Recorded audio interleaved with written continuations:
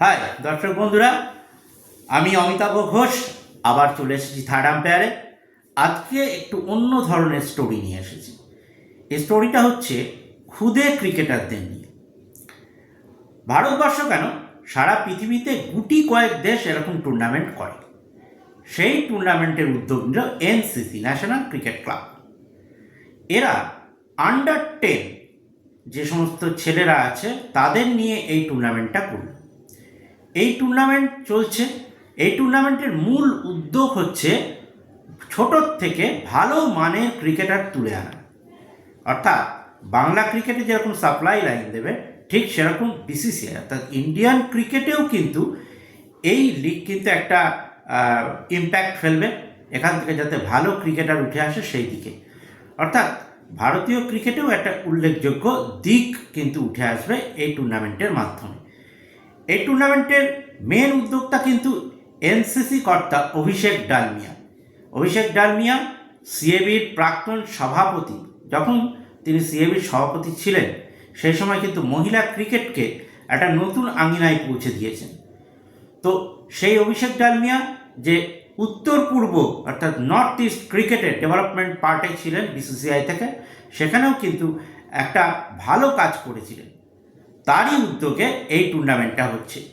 এই টুর্নামেন্ট কতটা বাংলা ক্রিকেটের পক্ষে প্রভাব ফেলবে সেই বিষয়ে আমরা জেনে নেব এই মুহূর্তে। সত্রাজিৎ লাহিড়ী, তিনি হচ্ছেন বাংলার প্রাক্তন ক্রিকেটার। তিনি এ বিষয়ে কি বলেছেন একবার শুনে নেব। প্রথমেই আমি শুভেচ্ছা জানাই এনসিসিকে, কারণ তারা একটা আন্ডার 10 বেবি লিগ টুর্নামেন্ট শুরু করেছে। এরকম ডেভেলপমেন্ট প্রোগ্রাম এনসিসি করেই থাকেন।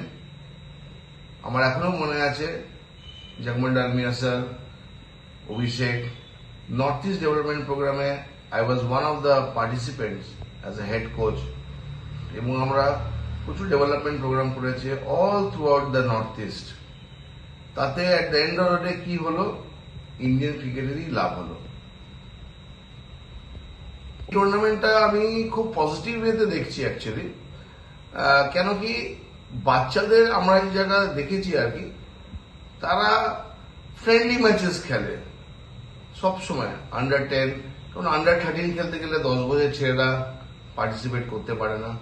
আন্ডার 10-এ আমারও একটা একাডেমি আছে, তারা আমরা কি করি, আমরা বেসিক্যালি ফ্রেন্ডলি ম্যাচ খেলাই। কিন্তু এরকম ধরনের টুর্নামেন্ট একটা কম্পিটিটিভ নিয়ে আসে এবং একটা ক্যারেক্টার বিল্ড হয়। আমরা আমাদের দেশে প্রচুর ছেলে মেয়ে ক্রিকেট খেলে, কিন্তু আমরা যদি হাতে গুনে দেখি 5-6টাই ক্যারেক্টার যারা কিন্তু স্ট্রং ক্যারেক্টার, যেমন সৌরভ গাঙ্গুলি, সচিন তেন্ডুলকার, আমি বলবো ধোনি, আমি বলবো Yuvraj Singh. They are the characters actually. So এরকম ক্যারেক্টার যদি আমরা না পাই তাহলে কিন্তু পরবর্তীকালে কিন্তু ইন্ডিয়ান ক্রিকেটের কিন্তু খুব একটা লাভ হবে না। ভালো প্লেয়ার তো চলেই আসে ইন্ডিয়ান ক্রিকেটে, এতগুলো ক্রিকেট খেলছে, ভালো প্লেয়ার আসবে, কিন্তু ম্যাচ জেতানোর ক্যারেক্টার যারা স্ট্রং হবে তারা কিন্তু ম্যাচ যেতে পারে ক্ষমতা রাখে। এই T20-তে আপনারা দেখেছেন ক্যারেক্টার বিল্ডিং। আজকে আপনি দেখুন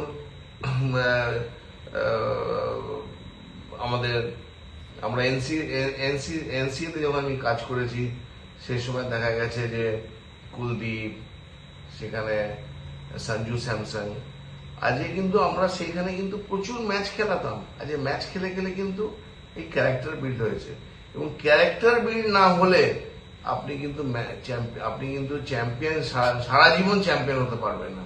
সুতরাং এই বেবি লিগ যেটা করছে এনসিসি, তাকে আমি রিয়েলি ধন্যবাদ জানাচ্ছি। আরেকটা জিনিস এখানে আমি বলতে চাই যে এনসিসি কিছু রেস্ট্রিকশন করেছে এই টুর্নামেন্টের জন্য। 18 গজের খেলা এবং ছোট বলে খেলা, এটা কিন্তু সচরাচর ইন্ডিয়ান ক্রিকেটে কিন্তু দেখা যায় না। আমি ইংল্যান্ডে বহু বছর কোচিং করেছি, ইনফ্যাক্ট 10 বছর কোচিং করেছি। সেখানে কিছু রেস্ট্রিকশন আছে যে 15 থেকে তার তলায় যে ছেলেরা খেলবে তারা কিন্তু, বা ছেলে বা মেয়েরা যারা খেলবে তারা কিন্তু ওই 18 থেকে 21 গজের মধ্যে ডিপেন্ড করবে এজ অনুযায়ী রেস্ট্রিকশনসটা থাকে, এবং স্পেশালি ছোট বলে ওদেরকে খেলাতে হবে। তার কারণ হচ্ছে তারা যদি বড় বলে খেলে, বেশি লেন্থের উইকেটে খেলে, তাতে কি হবে, তাতে কিন্তু অনেক প্লেয়ার দেখবেন যে সাসপেক্ট অ্যাকশন চলে আসে, মানে ছুঁড়ে বোলিং করে, চাকিং বলা হয়। আমি এক্সপিরিয়েন্স কেন করেছি, আমি যখন সৌরভ গাঙ্গুলি যখন প্রেসিডেন্ট হয়, উনি আমাকে সাসপেক্ট অ্যাকশন কমিটিতে নিয়ে এসেছিলেন। সেখানে আমরা দেখা গেছে যে কলকাতা ময়দানে বহু বোলার ছুঁড়ে বল করছে, এবং সেই বোলারদের কিছু তো আমরা রেকটিফাই করেছি, কিছু বোলার বহুদিন ধরে ছুড়ে যাচ্ছে বলে তাকে রেকটিফাই করা হয়নি, তাকে ব্যান করা হলো। কিন্তু যদি এনসিসির মতো যদি এরকম টুর্নামেন্টে এরকম রেস্ট্রিকশন থাকে, তাহলে পরবর্তীকালে কোনো বোলারই ছুটবে না। Again a big thank you to NCC. শুনলেন সত্যজিৎ লাহিড়ীর কথা।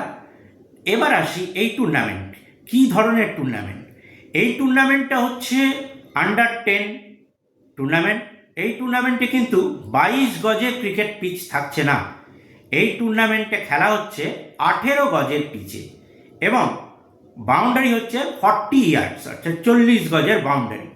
এটা কেন করা হয়েছে? এটা এই কারণেই করা হচ্ছে যে এই বয়সের ছেলেরা যদি 22 গজের পিচ দেওয়া হয়, সেই পিচে কিন্তু সঠিকভাবে বল করতে পারবে না, বল অনেকটা থ্রো হয়ে যাবে, ছোঁড়া হবে, অর্থাৎ সেখানে সাসপেক্ট অ্যাকশন ছোট থেকেই তৈরি হবে এই ক্রিকেটারদের মধ্যে।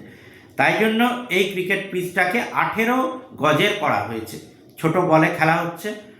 সব মিলিয়ে ক্রিকেটারদের যে পরিকাঠামোগত সুবিধা দিয়ে ক্রিকেটারদের তুলে আনাটাই হচ্ছে মূল লক্ষ্য। ক্রিকেটার বেঙ্গল সাপ্লাই লাইন হোক বা বিসিসিআই সাপ্লাই লাইন হোক, সেখানে যাতে ভালোভাবে কাজ করতে পারে, এনসিসি এই উদ্যোগটা নিয়েছে। এনসিসির এই উদ্যোগটা কতটা সফল হবে আর টুর্নামেন্টের পরেই মোটামুটি একটা ইম্প্যাক্ট দেখলে বোঝা যাবে। তো যাই হোক, আমরা কামনা করব যে এনসিসির এই উদ্যোগ যাতে সুফলে যায়, সেই উদ্যোগ করে আজকের আমরা এই প্রতিবেদনটি শেষ করব। প্রতিবেদনটি যদি ভালো লাগে তাহলে লাইক করবেন, চ্যানেলটিকে সাবস্ক্রাইব করবেন, এবং পরবর্তী ভিডিওর নোটিফিকেশন পেতে বেল আইকনে ক্লিক করবেন। নমস্কার।